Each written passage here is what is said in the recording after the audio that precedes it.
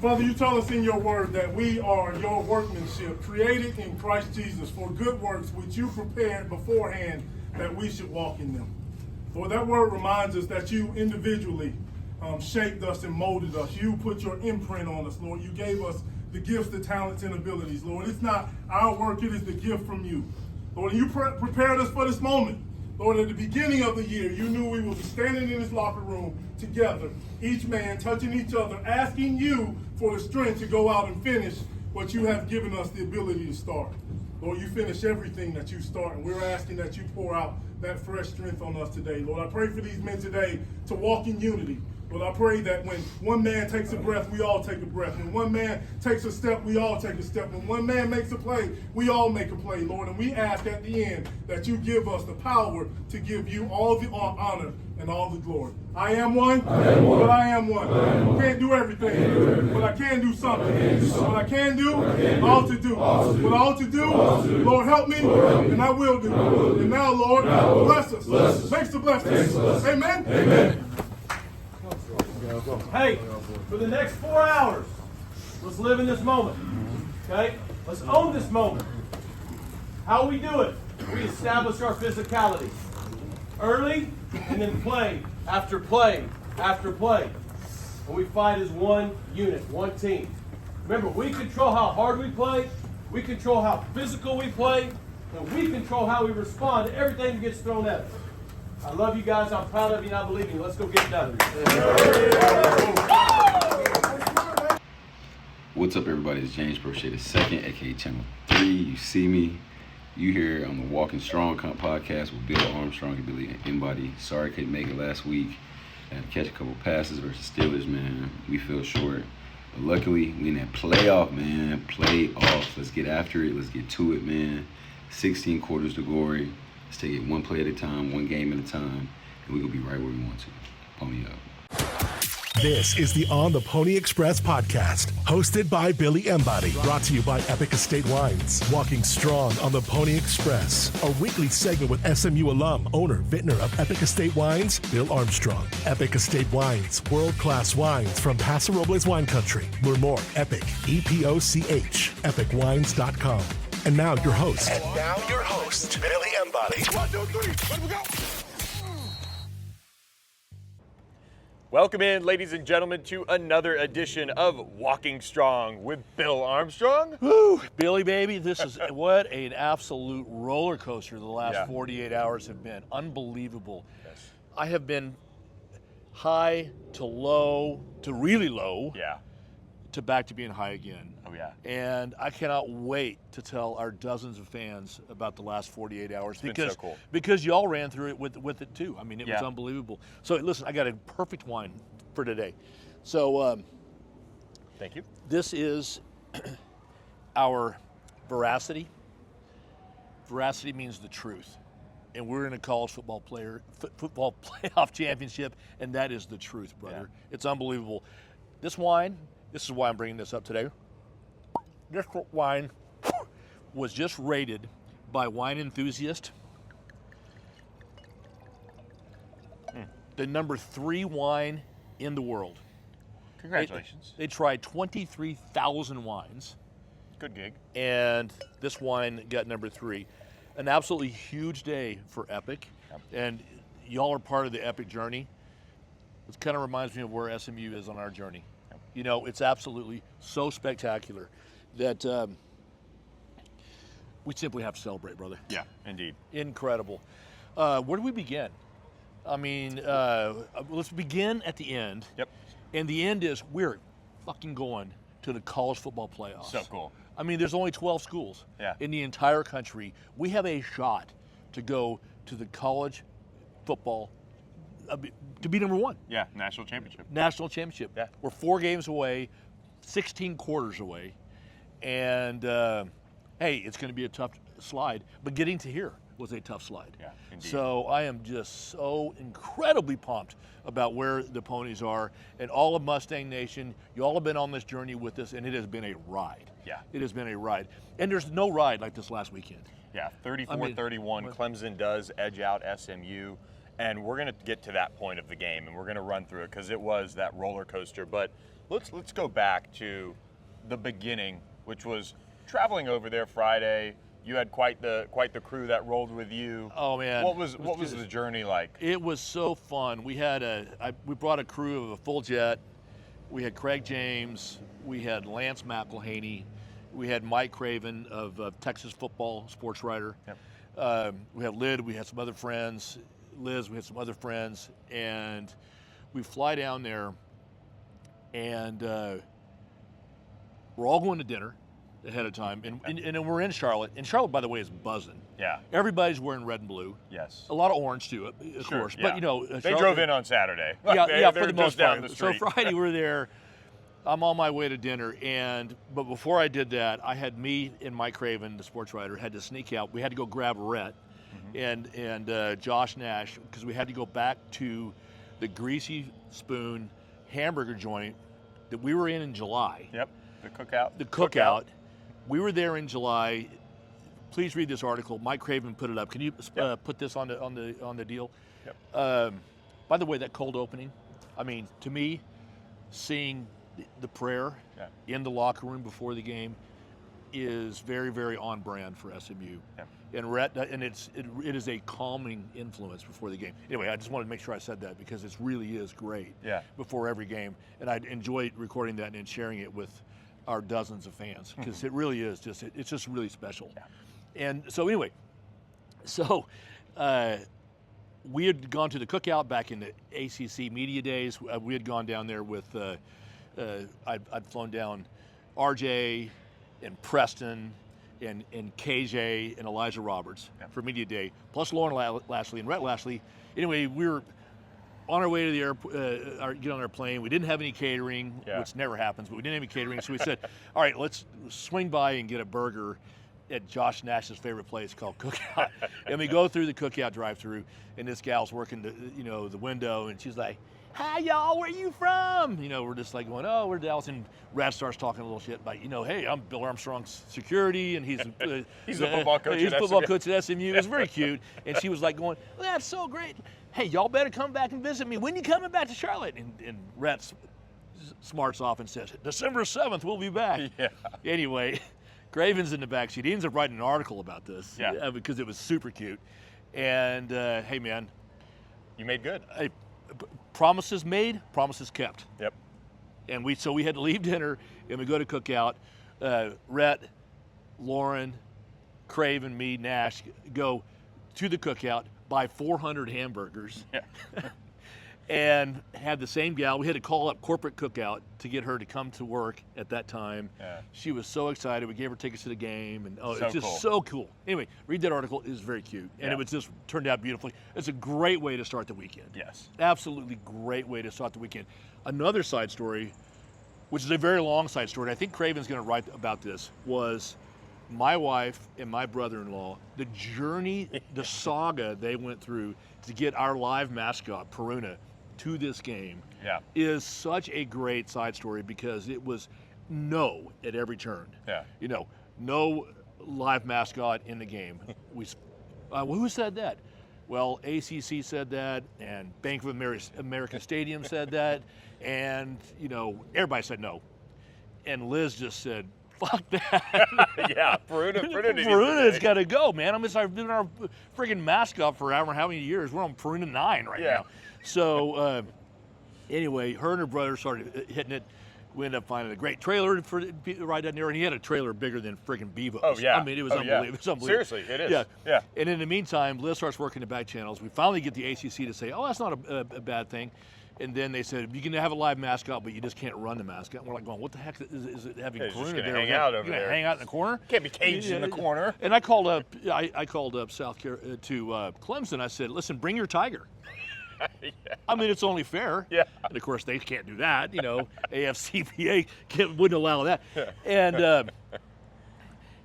or is it ASCC? PETA, somebody. Well, whatever. Somebody would. One of those Protective things. services. So anyway, animals, Liz gets on the phone. Bank of America Stadium says you can't run the pony. And then Liz goes, oh, yeah? So she calls up Tavia Hunt, the wife of the owners of the Kansas City Chiefs, who calls up one of her best friends who owns the Carolina Panthers. So good. And it says, wait a minute, we can't run a 200-pound, little pony when you have 350-pound hookers out there running around in cleats. linebackers? Yeah. Come on. Anyway, they got it approved so the pony could run the game and everything. And it was so much fun because as Faruna is going across the country, they're taking whatever you call it, selfies or whatever. Yeah, crossing the state line. PETA's going nuts. PETA's going nuts. Yeah. I mean, can you believe it? I mean, PETA. It was so fun. So when Peruna ran the field after a score, you could hear our crowd. And by the way, nice crowd. Yes. SMU. We Yeah, showed up. showed up. We showed up at a 75,000-foot stadium. We probably had 20%. Yeah. I don't know. I would say. Yeah. It was a good showing. at least 10,000, I would Yeah. say. Very good, Mustang Nation. Very good. Yeah. And you were loud too, which was great. And it was fun. So when Prima started running, our Mustang Nation would start cheering, and then it would get inside of Clemson, and they would all start booing. Yeah, you heard it. It was great. So it's great. when is South Carolina? What a great intro for Pruda to the national. Take the side of PETA. Yeah. I mean, in South Carolina, you shoot possums and squirrels for dinner, Yeah. and you're worried about I mean, come on. Anyway, it was so funny, and it was so terrific. It's just, again, one of those side stories, Yeah. About the weekend. It was just like, I don't know. It was just terrific. Okay, let's talk about game day. Because game day, dude, you crushed it. Thank you. At Clutch? Yeah. So good. That place was a zoo. That place was a zoo. Yeah. I mean, a small kind of a bar.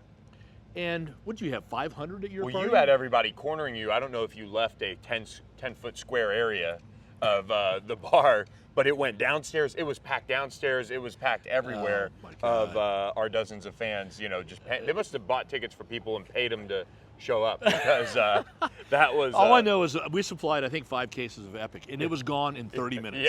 I mean, it was just like bam.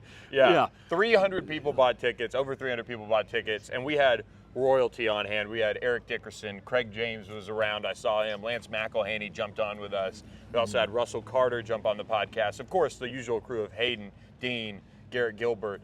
It was awesome. And the coolest part too, for me, is so many guys that have played in the past showed up to that event, but also the game, of course. Like guys that built this program up were all in town. Zach Lyon, I saw him, one of the greats in SMU history. Yeah. Sterling Moore, Marcus Hunt. Everybody was making their way to Charlotte, and they started it off with us at around 12:30 at Clutch. That place was packed quickly. It was so cool to kind of give us that kickoff, and then SMU basketball beats Virginia. Oh, that's which right. is lost in the fold, but it happened. It was huge. It was huge. That was huge. Yeah. I mean, then the crowd at Clutch just kept getting bigger. Yeah. Up to game and Peruna time. was there. Peruna showed up. The pom and the cheers. cheer squad. The band. Let's put that video. I've got a cheer squad video for you to put in there. Good. And I left about 2 because I'm thinking if I don't slow down, I'm going to pass out before the game starts. Yeah. So I go back and I start waiting. But apparently it just rocked at Clutch. Oh, yeah. All and the that's way, usually all a the way to game Clemson time. bar, too. Yeah. Oh, is it really? Yes. Yeah. Oh, okay. And for SMU to show out that way, I thought was really cool. But like you, I left eventually. I left at like 5 o'clock, and I was going to go back to the hotel, and then Ubers were kind of a mess. And I said, you know what? All right, I can go get my pass and just go in there. Okay. And I get into Bank of America Stadium. Oh, man. And and I've been there before when it's empty, but it was, sun was starting to set. It was kind of quiet. ACC Network crew, the huddle was getting to work. Clemson showed up 2.5 hours before the game. They were out there on the field a whole hour before SMU started warm-ups. Yep. And I just kind of walked around the field and just took it in.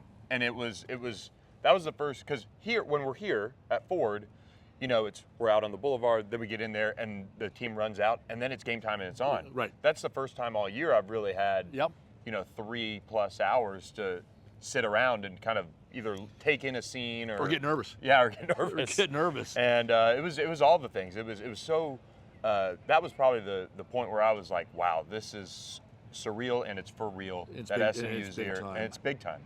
I tell you what, I made it to the field. No, it wasn't as early as you, but I made it down to the field about the time the SMU team came out. It was cold. It was, dude, I was intimidated. I mean, I was intimidated. And Clemson fans were starting to pack in. I've done billion-dollar deals with the CEOs of some of the biggest companies in the world. I've met with presidents. and I am rarely intimidated, and I was intimidated. I mean, it was just the idea of the magnitude of it, of it was for our moment. And so I don't blame our boys one bit for being a little bit intimidated, and I think they were. Yeah. I mean, the moment, the stadium, the weather, the Clemson crowd.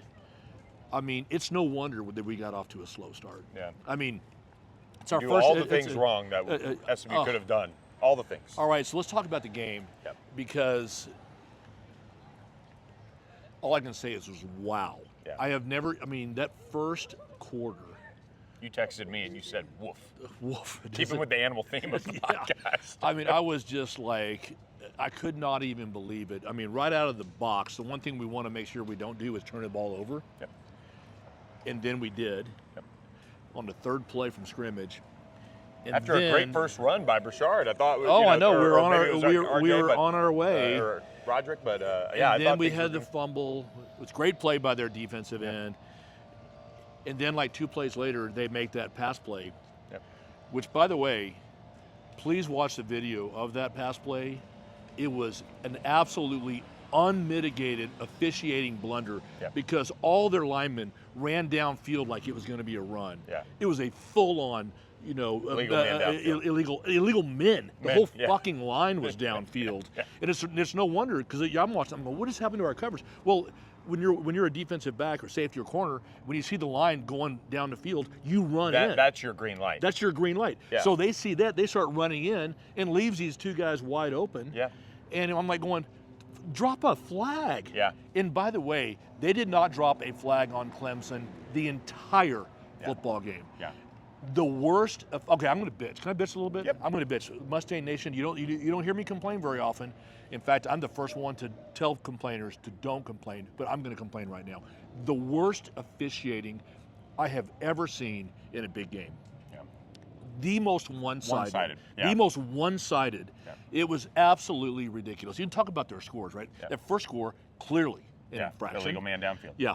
I think it was their third. The third is when SMU had just scored 14-7. Right. Yep. Clemson gets the ball, and I think that was again off of the interception by Kevin, I think, and they get into a third down, and SMU's in a good situation, and they get the pressure. Cam Robertson's right in his face. It affects the pass. Ball falls incomplete. SMU's about to force a punt. They call roughing the passer. The most ridiculous roughing the the passer. The ball was literally in his hand. I know. Still. Absolutely ridiculous. And horrible, horrible call. Yeah. And I'm beginning to think the fix is in. Yeah.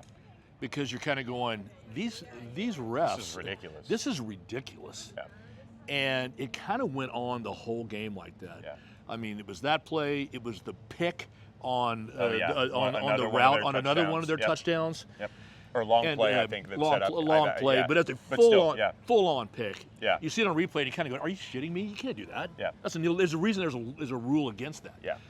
And then, of course, when they run into our kicker, that was roughing the kicker on Colin Rogers. When they ran into Colin Rogers. I mean, it went on and on. Into the game, they have 0 penalties. Yeah. Zero. Come on. I'm not even talking about the times they held, which, by the way, was ridiculous. Watching the game. Okay, that was me bitching about that. Okay. Yeah. What SMU didn't do is help itself during that period as well. But I'll say this: the defense, they got put in bad situations, as we're going to see. Rhett mentioned it at halftime. They were starting on SMU's side of the field at one point. I think they read this at halftime. I could be wrong, but over the intercom in the press box, at one point, Clemson's average starting field position for the game was at the SMU 44-yard line, which is insane. You can't win a game like that. You can't do it. You can't do it. So let's talk about another thing, which is just, okay, that's my bitching about the officiating. Now I'm going to bitch at the ACC. I'm sorry. That's a neutral site. Yeah. The most one-sided Clemson everything. Yeah. I thought the videos, all the videos for Clemson. I mean, they already have the 80% of the crowd. Yeah. So they already have a built-in advantage. But like all the videos, when they were flashing the lights were orange. Yeah. Come on. I mean, it's supposed to be a neutral site, and it was really one-sided. ACC, you need to fix that because that was really bad. Yeah. That was really bad. All right, that's my bitching. Okay, I'm done bitching. There we go. Now let's talk about the greatness. Yeah. let's talk about halftime. Yeah, Do you have you that? were in there. Do you Yes. have that video? Yep. Can we put it in the thing right now? All right, hey, defense. You played fine. You've been physical, you've tackled. Because of 2 turnovers and 2 bad punt reps, they got the ball on the plus side of the field 4 times. All right? So you just keep playing your ass off. Turnovers are going to come, sacks are going to come. But what we got to do is just raise our level a little bit more. The intensity's got to be a little bit higher. We got to hit that quarterback, hit that back. All right, we got to get off the field. Offense, we got to play our game. We got to play fast. We got to grind. We got to find a way to do something special. Because here's the thing: it's just 24-7. We've had a lot better halves than that this year. This has a chance to be our finest moment if you'll let it. Yeah. All right. Yeah. I don't know what's going to happen. I don't. But I know what's in this locker room. Yeah. And I know this isn't the hardest thing in the world for us to overcome. So let's go out there and for 30 minutes and more if it's needed, let's lay it all on the line for each other and just see what happens. Because y'all need to see that. It was a shocked locker room. Absolutely stunned, shocked. And I think Rhett was perfect at halftime. There's a lot of coaches that would be just like ranting and raving, like, God damn it, the turnovers, and what about this? And no, he didn't. He was just like, hey, we're not showing who we really are. Yep. Defense, you're playing really good. Yep. You've had your back against the wall with like these great starts and da-da-da-da-da. Offense, clean it up. Let's be us. He just nailed it. Nailed it. And the guys went out, and it was an absolute ass whipping in the second half. SMU dominated that second half. You want to know what it reminded me of, and I know this is cliche, cheesy, whatever you want to say, but it really did feel like this, especially the way the game ended. You ever seen the movie Friday Night Lights? Yes. Yeah. Similar. Very similar. I mean, Very he didn't similar. pull the speech out. Yeah. He didn't pull the Gary Gaines speech out. That's a good But, call. But, I mean, but seriously, really, the big bad Clemson, okay, the kings of the conference and the gold standard, and SMU falls behind. They get their ass whipped the first a quarter-ish, and they had really kind of settled in by the end of the half, but they had a long way to go. I mean, you're down by 17 and a half. Yeah, it's not that bad. It's but, not that bad, but it didn't feel like it. Freaking Clemson? Yeah, you think it's over. On the road? You think it's over. I know. And they, Rhett gives that great speech, and the guys just kind of locked in, and I think from there they realized, hey, this isn't too big for us. No. And Clemson's defensive line isn't too big for us, and their wide receivers are getting some, but you know what? We're getting there. We're getting there on pressure on Cade Klubnik, and let's just play our game. And I thought Rhett's, saying, hey, let's give it everything we've got. Let's make it one of our memorable moments, and we'll do that for 30 minutes and maybe more if need be, and we'll see what happens. I agree. And I thought it was just perfect, and they get the comeback. And, I mean, we were the, down 17 going into the fourth quarter. Yeah. Think about that. Yeah. And hats off to Rhett and the coaching staff because they figured out how to beat him at that point. Yeah. KJ was brilliant. Yes, absolutely. Because he was on his his heels on every play. It seemed like it. Yeah. Because their defensive line's really good. They have a couple guys that are going to go in the NFL. Oh, sure. And so they're really good. Yep. And they figured out we can just pass them to death. Yep. Run little man beaters and then run the sit Bouchard out of the backfield. Yep. Hit him on the 7-yard hooks, on the sideline shots and everything. And they couldn't stop us. Yeah. It was just so brilliant. Yeah. I was going nuts. That last drive was. I got down to the field when SMU took over, and on that final drive. About 3 minutes ago. About 3 minutes ago, and I went all the way around, and eventually you and I found each other near each other, a few feet away, and we watched that whole thing unfold. And it just felt like chipping away. KJ just making a play here, making a play there. Bouchard, all these guys stepping up. And you want to know what's even cooler? At one point, Ja'Kai Clark goes down with a cramp. Yeah. And Justin Osborne moves over, hasn't snapped all night. Ben Sparks come in at right guard, and they pick up the first down on that next run. I know. It's just gutsy, and it's such a you don't read our board. You're better for it during those game threads. But I can't stand the mental language. It won't shock you that a lot of people were saying that they quit at halftime. What? They were ready to quit. They said that we were ready to quit? Yeah. Oh, come on. And that's just not the mindset of this team. No. And they'll never. Now, there's a lot of schools that would have quit. There's a lot of schools that would have rolled over and just said, it's our first time, okay, whatever. I get it. They're bigger than we are. We're in a bigger stage than we're used to. It would have been easy to do. Yeah. And our boys didn't. There's so much heart in these guys. Yep. But I gotta be honest. At halftime, I was like, I just want to make a good showing at this point. Because you want to get in. Well, I don't even think. That too. Well, so But let's at talk. that point, you're not. Yeah. Let's talk about that. So we get caught up, and it's 32, 31 all. 31 all, and I'm sitting there just going, "Holy crap, we're going to overtime." Yeah. You know, and I was like, "What? This is absolutely one of the greatest comebacks I've ever seen." The SMU And of fans course, stayed too, and it was loud down there when. Oh, it was when totally loud.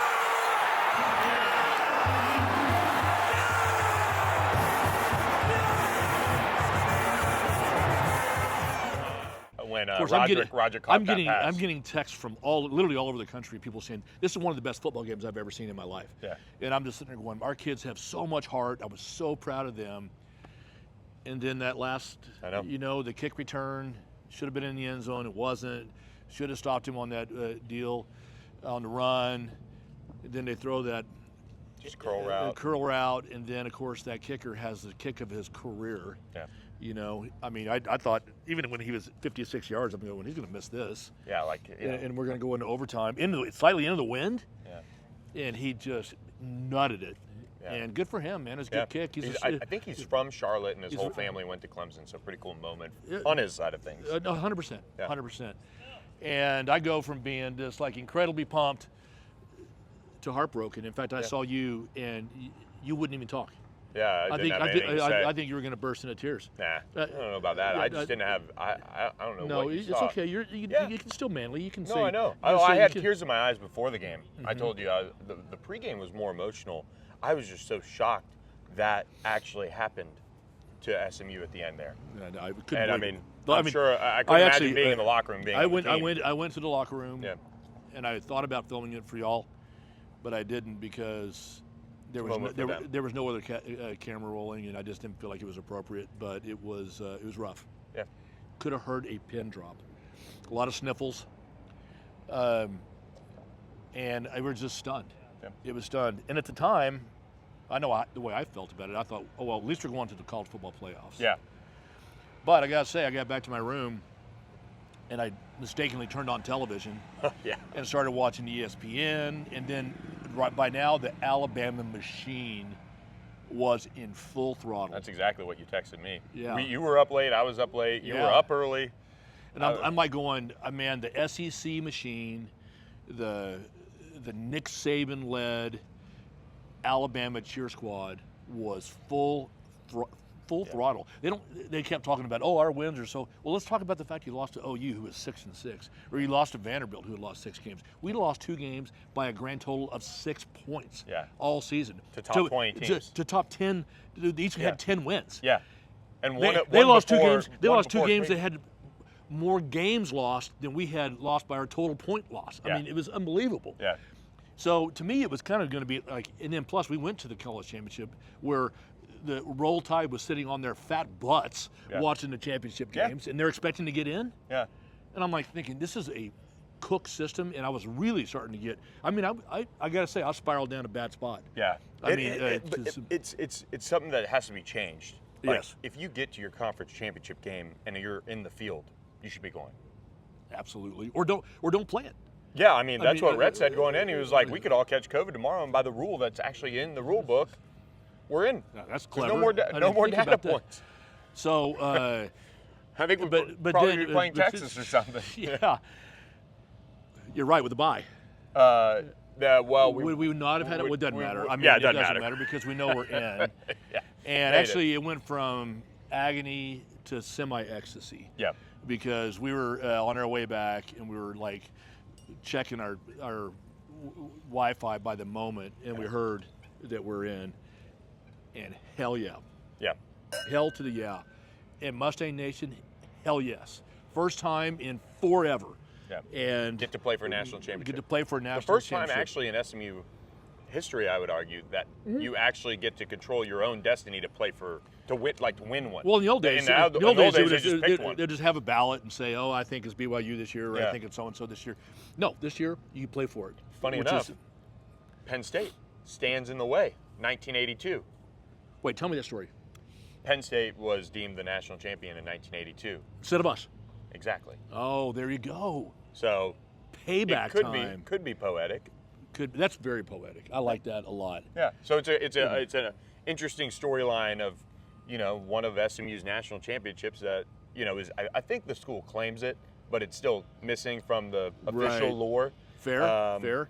And now you get to, maybe take that first big step to a national championship up in Happy Valley this weekend or next. By the weekend. way, we're going to do another podcast before the game Yep. next week, right? Yes. So we can talk about Penn State. We can talk about going into Happy Valley. Yeah. It is going to be what we just saw times 10. Yeah. But I think our boys are going to be ready for it because they've been to that intimidating show. I'm not sure you're ever ready for Happy Valley. I'm going to have a hot take on Penn State and what my son-in-law, who is should have been an ESPN announcer. He's unbelievable, and he is just all on what we have to do, what we have to win by it, and very winnable. Very winnable. I like our bracket. Good. Bracket. On paper, the bracket's pretty sweet. It's pretty sweet, I got to Pretty say. sweet. I mean, Penn State's going to be very tough. It's going Yes. to be cold. It's going to be 110,000 people all wearing white. Yep. Doing their dances and all that, which is going to be fun to be there. So It's cool. kind of a bucket list stadium to Yeah. go to. And when else would SMU have scheduled a game like that? I mean, I know it. that's So I'm going to have a hot take on everybody we need to watch out for and how we're going to be able to beat them. Let's save that for next week. In the meantime, brother, it is so good to be where we are. Yeah. I am loving it. yes. And I really appreciate you for what you've done this year. You have put out so much content. Appreciate it. By the way, get on his website, subscribe to On the Pony Express. It is dynamite and it's cheap as shit. So, so great. Mustang Nation, I hope you're having as much fun with this as I am because I am quite literally baking up for 40 years of not doing this. It's true. Cheers. Hope you guys enjoyed this edition of Walking Strong with Bill Armstrong. I'm Billy Embody. We'll catch you guys next week. It's SMU Penn State, yes, in the college football playoff. We'll talk about that next week. But for now, thanks for listening. We'll catch you guys next time. Thanks for listening to the On the Pony Express podcast with Billy Embody. Follow us on your socials on X at SMU-on3 and on Instagram at On3SMU. And keep it locked to OnThePonyExpress.com for more coverage.